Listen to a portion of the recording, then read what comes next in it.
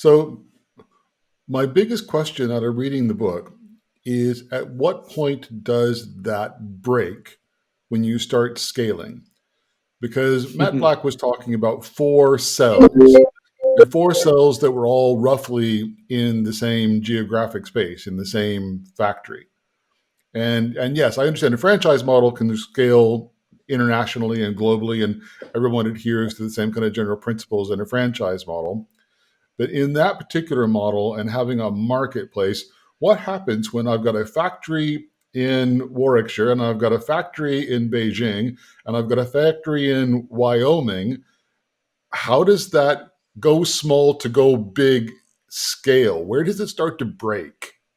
Yeah, I think it starts to break probably where you have multiple locations. I think you picked on a good example.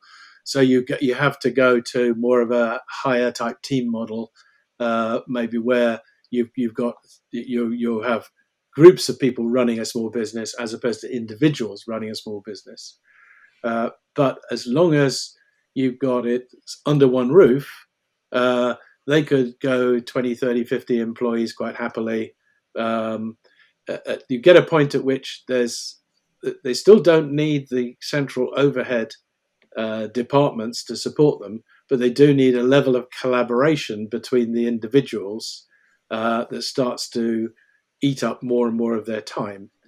As long as the individuals can get on and do their little bit of the business and occasionally collaborate with their colleagues when they need to, that's fine. The minute you get to a stage where their interfaces start to become too great, then it starts to be overhead. You maybe need a bit more structure. But I would say uh, in a single location manufacturing, remembering this is a manufacturing organization, you could run this model up to 100, 150 employees and still not have any layers of management on the top.